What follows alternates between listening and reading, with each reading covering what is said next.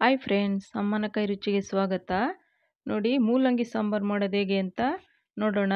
ರುಬ್ಬದೇನೆ ಹಾಗೆ ತುಂಬ ರುಚಿಯಾಗಿ ಹೇಗೆ ಮಾಡೋದು ಅಂತ. ಅನ್ನಕ್ಕೆಲ್ಲ ತುಂಬಾ ರುಚಿಯಾಗಿರುತ್ತೆ. ಬಿಸಿ ಅನ್ನಕ್ಕೆ ಮುದ್ದೆ ಜೊತೆಗೂ ತುಂಬಾ ಚೆನ್ನಾಗಿರುತ್ತೆ. ಮೂಲಂಗಿ ಆರೋಗ್ಯಕ್ಕೂ ತುಂಬಾ ಒಳ್ಳೆಯದು. ಈಗ ಯಾವ ರೀತಿ ಮಾಡೋದು ಅಂತ ನೋಡೋಣ.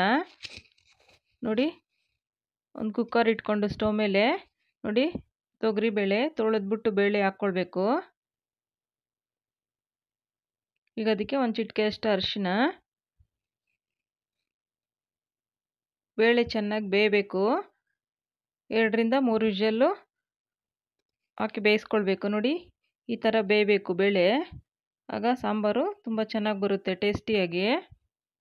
ನಾವೇನು ರುಬ್ಬೋದಿಲ್ಲ, ಬೇಳೆ ಬೆಂದ್ರೇ ಸಾರು ತಿಕ್ನೆಸ್ ಬರುತ್ತೆ ಚೆನ್ನಾಗಿ. ನೋಡಿ ಚೆನ್ನಾಗಿ ತೊಳೆದು ಕಟ್ ಮಾಡಿರೋಂಥ ಮೂಲಂಗಿ, 1 ಟೊಮೊಟೊ, ನೋಡಿ ಈರುಳ್ಳಿ ಸ್ವಲ್ಪ. ಮೂಲಂಗಿ ಹಾಕಿರೋದ್ರಿಂದ ಈರುಳ್ಳಿ ಸ್ವಲ್ಪ ಕಡಿಮೆ ಹಾಕ್ಕೊಂಡ್ರೆ ನಡೆಯುತ್ತೆ. ನಾನು ಇಲ್ಲಿ ಸ್ವಲ್ಪ ಬೀನ್ಸ್ ಹಾಕ್ತಾಯಿದ್ದೀನಿ. ಯಾಕಂದರೆ ಮೂಲಂಗಿದು ಫ್ಲೇವರ್ ತುಂಬಾ ಬರುತ್ತೆ, ಕೆಲವ್ರಿಗೆ ಇಷ್ಟ ಆಗಲ್ಲ.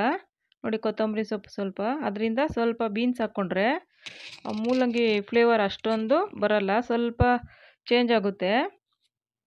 ಅದರಿಂದ ಸ್ವಲ್ಪ ಬೀನ್ಸ್ ಹಾಕಿದ್ದೀನಿ. ಏನಾದರೂ ಹಾಕ್ಕೊಳ್ಬೋದು, ಇಲ್ಲಾಂದರೆ ಸ್ವಲ್ಪ ಹೀರೆಕಾಯಿ ಹಾಕ್ಕೊಳ್ಬೋದು, ಇಲ್ಲಾಂದರೆ ಆಲೂಗಡ್ಡೆ ಹಾಕ್ಕೊಳ್ಬೋದು. ಅಂದರೆ ಸ್ವಲ್ಪ ಚೇಂಜ್ ಆಗುತ್ತೆ, ಅದೇ ಫ್ಲೇವರ್ ಬರಲ್ಲ. ನೋಡಿ ಇಲ್ಲಿ ಹುಣಸೆ ರಸ ಒಂದು ಸ್ವಲ್ಪ ಈ ಥರ ಹುಣಸೆಹಣ್ಣಲ್ಲಿ ಈ ಥರ ತೊಗೊಂಡು ಅದಕ್ಕೆ ಸಾಂಬಾರು ಪೌಡ್ರು ನಾವು ಮನೇಲಿ ಮಾಡಿರ್ತೀವಲ್ವ ಆ ಥರ ಸಾಂಬಾರು ಪೌಡ್ರು ನಾನಿಲ್ಲಿ 2.5 ಸ್ಪೂನ್ ಹಾಕ್ತಾಯಿದ್ದೀನಿ. ಖಾರಕ್ಕೆ ಎಷ್ಟು ಬೇಕೋ ನೋಡಿ ಹಾಕ್ಕೊಳ್ಬೋದು. ನೋಡಿ ಚೆನ್ನಾಗಿ ಈ ಥರ ಮಿಕ್ಸ್ ಮಾಡ್ಕೊಳ್ಬೇಕು ಗಂಟಿಲ್ದಂಗೆ. ಡೈರೆಕ್ಟೇ ಸಾಂಬಾರ್ಗೆ ಹಾಕಿದ್ರೆ ಗಂಟು ಥರ ಆಗಿಬಿಡುತ್ತೆ. ಅದಕ್ಕೆ ಸ್ವಲ್ಪ ತಣ್ಣೀರಲ್ಲಿ ಈ ಥರ ಮಿಕ್ಸ್ ಮಾಡಿಕೊಂಡ್ರೆ ಗಂಟಾಗಲ್ಲ, ಚೆನ್ನಾಗಿ ಮಿಕ್ಸ್ ಆಗುತ್ತೆ.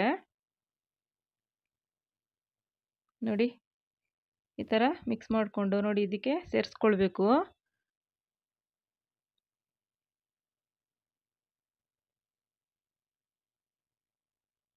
ನೋಡಿ ಈಗ ಅದಕ್ಕೆ ಸ್ವಲ್ಪ ನೀರು ಹಾಕಿ ಈ ಥರ ಹಾಕ್ಕೊಂಡು, ನಮಗೆ ನೀರು ನೋಡಿಕೊಂಡು ಎಷ್ಟು ಬೇಕಾದರೂ ಹಾಕ್ಕೊಳ್ಬೋದು. ತೆಳು ಬೇಕು ಅಂದರೆ ಸ್ವಲ್ಪ ನೀರು ಜಾಸ್ತಿ ಹಾಕ್ಕೊಂಡ್ರೆ ತೆಳುವಾಗುತ್ತೆ. ಇಲ್ಲ ತುಂಬಾ ಗಟ್ಟಿ ಇರಬೇಕು ಸ್ವಲ್ಪ ಅಂದರೆ ನೀರು ಸ್ವಲ್ಪ ಕಡಿಮೆ ಹಾಕ್ಕೊಂಡ್ರೆ ಚೆನ್ನಾಗಾಗುತ್ತೆ. ತುಂಬಾ ರುಚಿ ಇರುತ್ತೆ. ಬಿಸಿ ಅನ್ನಕ್ಕಂತೂ ತುಪ್ಪ ಹಾಕ್ಕೊಂಡು ಊಟ ಮಾಡಿದ್ರೆ ಮುದ್ದೆಗೂ ತುಂಬಾ ಚೆನ್ನಾಗಿರುತ್ತೆ. ಮೂಲಂಗಿ ವಾರದಲ್ಲಿ 1 ಬಾರಿ ಆದರೂ ತರಕಾರಿ ಜೊತೆ ಸೇರಿಸ್ಕೊಂಡು ಊಟ ಮಾಡಬೇಕು. ತುಂಬಾ ಹೆಲ್ತ್ಗೆ ಒಳ್ಳೆಯದು. ನೋಡಿ ರುಚಿಗೆ ತಕ್ಕಷ್ಟು ಉಪ್ಪು. ನಾನಿಲ್ಲಿ ಕಲ್ಲುಪ್ಪು ಬಳಸ್ತಾ ಇದ್ದೀನಿ.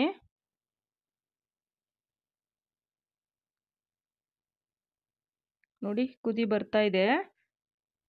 ಈಗ ಕುಕ್ಕರ್ ಮುಚ್ಚಳ ಮುಚ್ಚಿ 2 ವಿಷಲ್ ಹಾಕ್ಸ್ಕೊಳ್ಬೇಕು.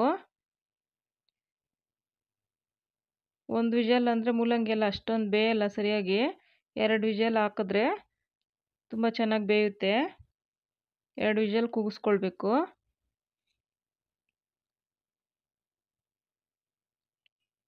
ನೋಡಿ ಒಗ್ಗರಣೆಗೆ ನಾನಿಲ್ಲಿ ಈ ಥರ ಸೌಟಲ್ಲೇ ಮಾಡ್ತಾಯಿದ್ದೀನಿ ಒಗ್ಗರಣೆ. ನೋಡಿ ಎಣ್ಣೆ ಕಾದಿದೆ, ಅದಕ್ಕೆ ಸಾಸಿವೆ ಹಾಕಿದ್ರೆ, ಅದಕ್ಕೆ ಕರಿಬೇವು ಹಾಕಿದ್ರೆ ಆ ಬಿಸಿಗೆ ಆಗುತ್ತೆ.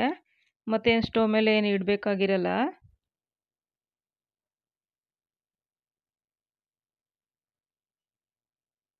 ನೋಡಿ ಸಾಂಬಾರು ಆಗಿದೆ.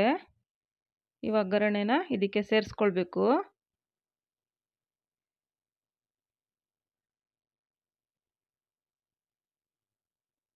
ನೋಡಿ ತುಂಬ ಚೆನ್ನಾಗಾಗಿದೆ. ತುಂಬ ತೆಳುವೂ ಇಲ್ಲ, ಗಟ್ಟಿನೂ ಇಲ್ಲ, ಮೀಡಿಯಮ್ಮಲ್ಲಿದೆ. ರುಬ್ಬೋದೇನೆ ಈಸಿಯಾಗಿ ನೋಡಿ ಯಾವ ರೀತಿ ಸಾಂಬಾರು ಮಾಡ್ಕೊಳ್ಳೋದು ಅಂತ. ರುಚಿನೂ ಅಷ್ಟೇ ತುಂಬಾ ಚೆನ್ನಾಗಿರುತ್ತೆ.